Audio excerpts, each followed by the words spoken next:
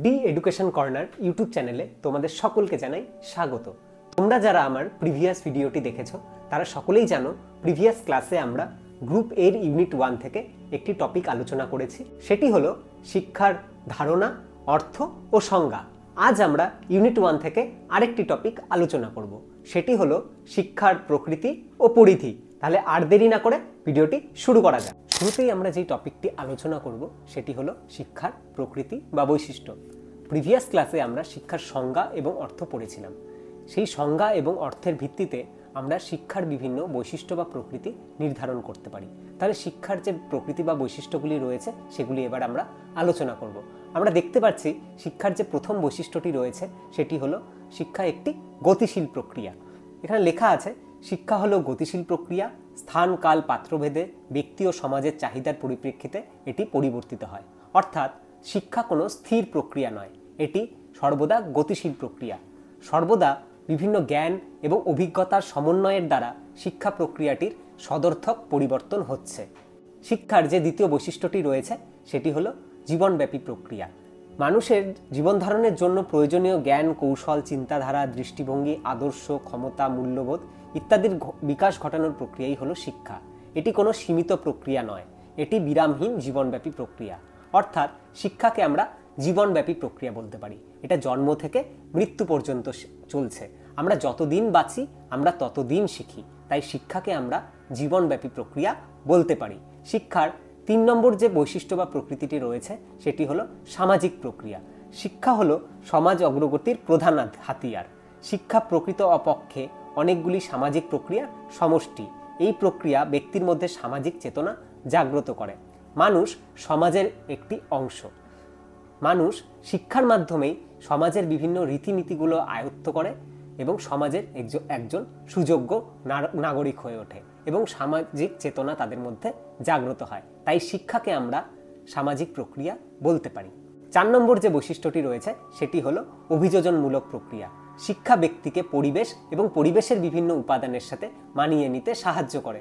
তোমরা যারা কেউ গ্রামে থাকো আবার কেউ শহরে থাকো, গ্রামের একটি নির্দিষ্ট পরিবেশ রয়েছে, শহরের একটি নির্দিষ্ট পরিবেশ রয়েছে, কিন্তু তোমরা ভালো করে যদি মনে করো তাহলে দেখতে পারবে 10 বছর আগে তোমাদের গ্রামটি যেমন ছিল বা তোমাদের শহরটির পরিবেশ যেমন ছিল আজ আর তেমন নেই। প্রতিনিয়ত আমাদের এই পরিবেশ পরিবর্তিত হচ্ছে এবং এই পরিবেশের সাথে আমাদের অভিযোজন করতে হবে, অবশ্যই করতে হবে। এবং পরিবেশের সাথে অভিযোজন করতে আমাদের সাহায্য করে শিক্ষা। তাই শিক্ষাকে আমরা অভিযোজনমূলক প্রক্রিয়া বলতে পারি। শিক্ষার যে 5 নম্বর বৈশিষ্ট্য রয়েছে সেটি হলো বিকাশমূলক প্রক্রিয়া।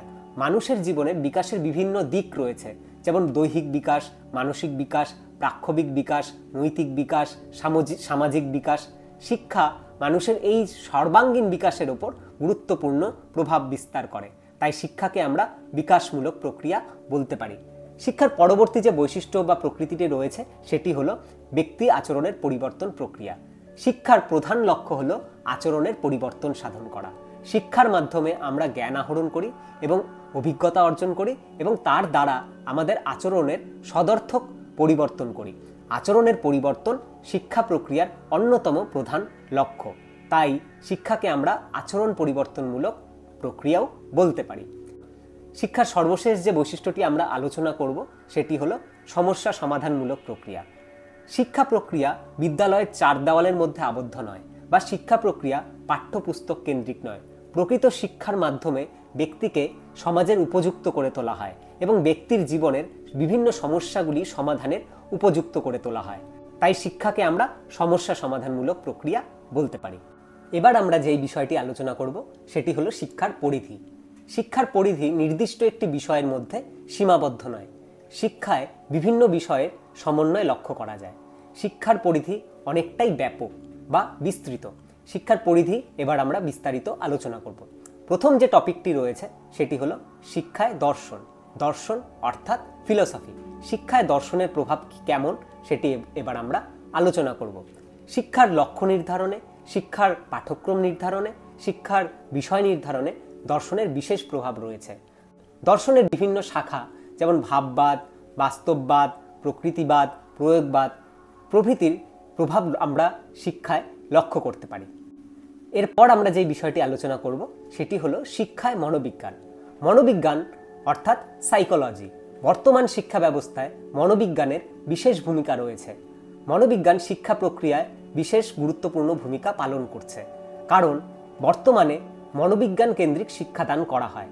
মনোবিজ্ঞান একজন শিক্ষককে শিক্ষার্থীর রুচি, চাহিদা, আগ্রহ জানতে সাহায্য করে এবং মনোবিজ্ঞানের দ্বারাই আমরা কার্যকরী শিখন পদ্ধতি নির্বাচন করতে পারি। তাই বলা যায় শিক্ষায় মনোবিদ্যার বিশেষ গুরুত্ব রয়েছে। এরপর আমরা যেই বিষয়টি আলোচনা করব সেটি হলো শিক্ষায় সমাজবিজ্ঞান। মানুষ সমাজবদ্ধ জীব। সামাজিকীকরণ মানুষের জীবনের একটি অন্যতম অংশ এবং এই সামাজিকীকরণ হয় শিক্ষার মাধ্যমে। সামাজিকীকরণের দ্বারাই একজন ব্যক্তি সমাজে উপযুক্ত জীব হয়ে উঠতে পারে। সামাজিকীকরণের দ্বারাই আমরা সমাজের বিভিন্ন রীতিনীতিগুলোকে আয়ত্ত করতে পারি। তাই বলা যায় শিক্ষায় সমাজবিজ্ঞান বা সামাজিকীকরণের বিশেষ ভূমিকা রয়েছে। এরপর যে বিষয়টি আমরা আলোচনা করব সেটি হলো শিক্ষায় পাঠ্যক্রম। শিক্ষার লক্ষ্যকে বাস্তবায়নের ক্ষেত্রে পাঠ্যক্রমের বিশেষ ভূমিকা রয়েছে। পাঠ্যক্রম ছাড়া শিক্ষার কাজ সুসম্পন্ন করা যায় না। তাই শিক্ষার্থীদের নির্দিষ্ট লক্ষ্যে পৌঁছানোর জন্য পাঠ্যক্রমের গুরুত্ব অপরিসীম। একজন শিক্ষাবিদ যার নাম ক্যানিংহাম, তিনি পাঠ্যক্রম সম্পর্কে তার অভিমত ব্যক্ত করেছেন। তিনি বলেছেন, পাঠ্যক্রম হলো শিক্ষকের হাতিয়ার, যা দিয়ে তিনি বিদ্যালয়ের আদর্শ অনুযায়ী শিশুকে গঠন করতে পারে। এরপর আমরা যেই বিষয়টি আলোচনা করব সেটি হলো শিক্ষায় রাশিবিজ্ঞান। শিক্ষার্থীরা কতটা জ্ঞান অর্জন করতে পেরেছে বা কতটা পারদর্শিতা অর্জন করতে পেরেছে তা নির্ণয় করা খুবই প্রয়োজনীয় এবং তা আমরা নির্ণয় করতে পারি রাশিবিজ্ঞানের মাধ্যমে। রাশিবিজ্ঞানের সাহায্যে শিক্ষার্থীদের ধারাবাহিক পারদর্শিতা আমরা পরিমাপ করতে পারি এবং শিক্ষার্থীদের অগ্রগতি সম্পর্কে জানতে পারি। তাই বলা যায় শিক্ষায় রাশিবিজ্ঞানের গুরুত্ব অপরিসীম। এবার আমরা যেই বিষয়টি আলোচনা করব সেটি হলো শিক্ষায় মানসিক স্বাস্থ্য। মানসিক স্বাস্থ্য বিষয়টি বর্তমানে খুবই গুরুত্বপূর্ণ। শারীরিক স্বাস্থ্য যেমন আমাদের খুবই প্রয়োজনীয়, সেই রকম মানসিক স্বাস্থ্যের উপর গুরুত্ব দেওয়াও অধিক প্রয়োজনীয়। কারণ মানসিক স্বাস্থ্য যদি আমাদের ঠিক না থাকে তাহলে আমরা সঠিকভাবে শিক্ষা অর্জন করতে পারবো না। মানসিক স্বাস্থ্য সঠিক করার জন্য বা শিক্ষার্থীদের সুস্থ মানসিক স্বাস্থ্যের অধিকারী হয়ে ওঠার জন্য শিক্ষকদের গুরুত্বপূর্ণ ভূমিকা গ্রহণ করতে হবে। তাই শিক্ষায় মানসিক স্বাস্থ্য বিষয়টি বর্তমানে অধিক গুরুত্ব দেওয়া হচ্ছে। এবার আমরা যে বিষয়টি আলোচনা করব সেটি হলো শিক্ষায় প্রযুক্তিবিদ্যা। বর্তমান যুগকে বলা হয় প্রযুক্তির যুগ। বর্তমান শিক্ষা ব্যবস্থায় প্রযুক্তির ব্যবহার পরিলক্ষিত হচ্ছে। প্রযুক্তির ব্যবহারের দ্বারা শিক্ষাকে আরও বেশি আকর্ষিত ও সহজলভ্য করা হয়েছে। শিক্ষক, শিক্ষার্থী, গবেষক সকলেই শিক্ষাক্ষেত্রে প্রযুক্তির ব্যবহার করে থাকে। উদাহরণস্বরূপ আমরা বলতে পারি, আমরা যদি আমাদের ক্লাসে প্রযুক্তির ব্যবহার করি বা কোনো প্রজেক্টরের দ্বারা কোনো টপিককে আমরা দেখাই, তাহলে সেটি শিক্ষার্থীদের কাছে অনেক বেশি আকর্ষিত হয় এবং তারা অনেক সহজভাবে বিষয়টি বুঝতে পারে। তাই বলা যায় শিক্ষায় প্রযুক্তির ব্যবহার বা শিক্ষায় প্রযুক্তির গুরুত্ব বর্তমানে অধিক গুরুত্বপূর্ণ। পরিশেষে আমরা এই কথাই বলতে পারি, শিক্ষার পরিধি কোনো একটি নির্দিষ্ট বিষয়ের মধ্যে আবদ্ধ নয়। শিক্ষার পরিধি অনেক ব্যাপক। বিভিন্ন বিষয়ের সাথে শিক্ষার সমন্বয়ে আমরা লক্ষ্য করতে পারি। এর পরের ভিডিওতে আমরা আলোচনা করব সংকীর্ণ ও ব্যাপক অর্থে শিক্ষা। তাহলে পরের ভিডিওর আপডেট পেতে আমার চ্যানেলটি অবশ্যই তোমরা সাবস্ক্রাইব করবে। তাহলে দেখা হচ্ছে নেক্সট ভিডিওতে।